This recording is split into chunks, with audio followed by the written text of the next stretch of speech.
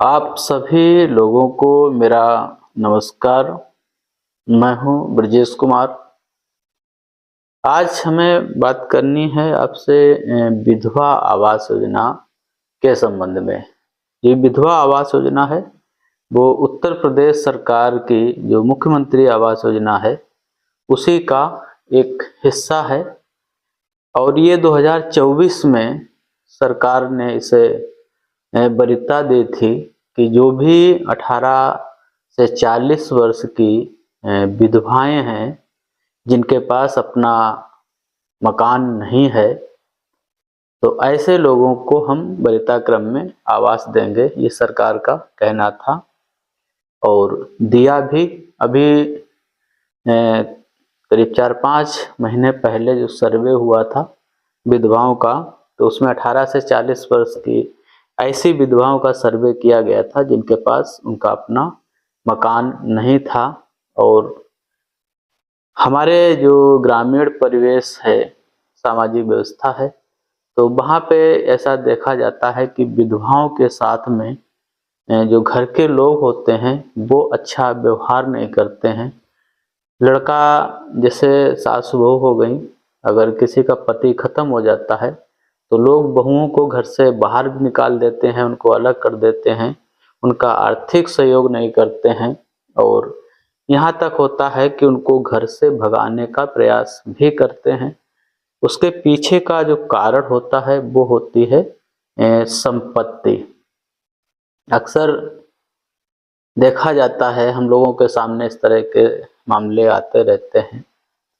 घर के लोग यही चाहते हैं कि कैसे भी जो विधवा है वो घर पे ना रह पाए, अपने मायके चली जाए, अपने पति का जो उसका हिस्सा होता है प्रॉपर्टी का वो ना ले पाए।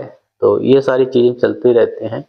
इसी को दृष्टिगत रखते हुए सरकार ने ये फैसला लिया था कि विधवाओं को हम उनके लिए आवास देंगे। अभी कल के ही बात है, ग्राम चौपाल थी। चौपाल में 2 महिलाएं ऐसी आ गई थीं जो विधवा थीं और उनके पास रहने के लिए आवास नहीं था, कच्चा मकान था। अब यहाँ पे गलती हम लोगों की ही हम स्वीकार करेंगे। समस्या ये होती है कि हम लोगों के पास इतना समय नहीं होता है कि हम घर घर जाके ठीक से ईमानदारी से काम कर पाएं। करना भी चाहते हैं ईमानदारी से, तब भी काम को नहीं कर पाते हैं। और जो जिम्मेदारी होती है ग्राम प्रधान की, पंचायत सहायक है वो उसी गांव का होता है, रोजगार सेवक उसी गांव का होता है, ये लोग अपनी जिम्मेदारी ठीक से नहीं निभाते हैं। कहीं न कहीं भेदभाव, कहीं न कहीं घरों की जो वास्तविक स्थिति है उसका जानकारी ना होना एक बड़ा कारण रहता है।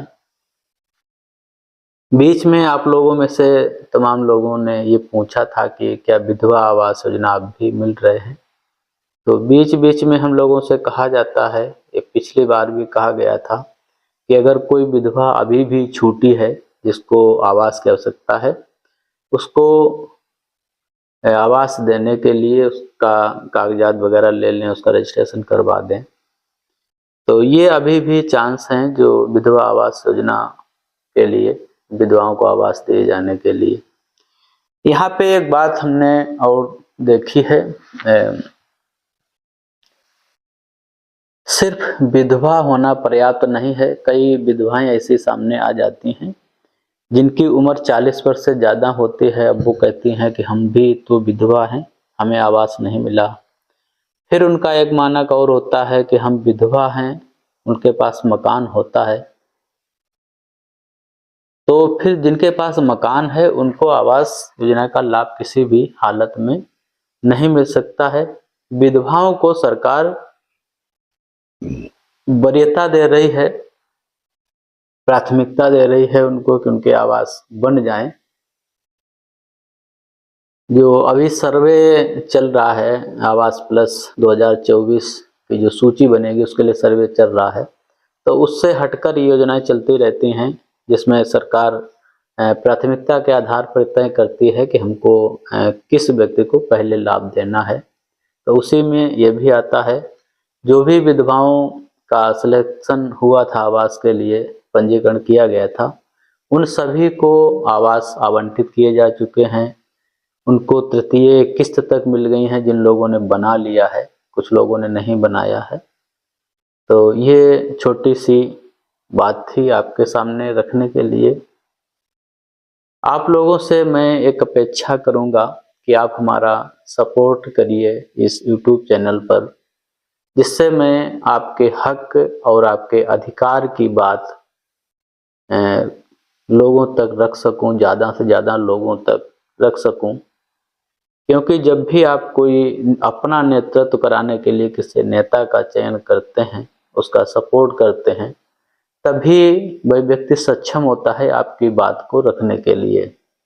तो मैं चाहता हूं कि आप इस वीडियो को ज़्यादा से ज़्यादा लोगों तक शेयर करें, और अभी तक अगर आपने हमारे चैनल को सब्सक्राइब नहीं किया है तो चैनल को सब्सक्राइब करें। हक और अधिकार दोनों व्यक्ति के पास होने चाहिए।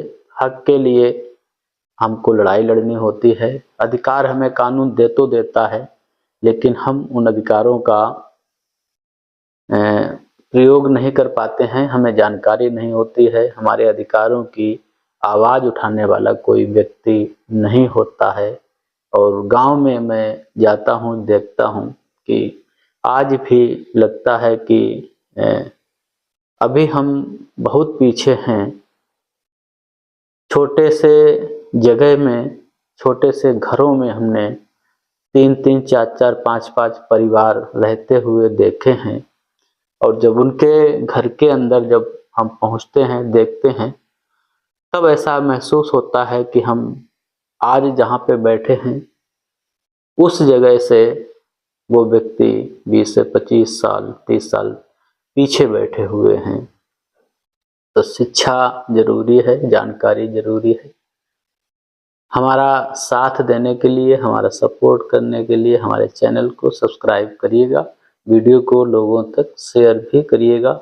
विधवा आवास योजना की हमें इतनी सी आपसे बात करनी थी।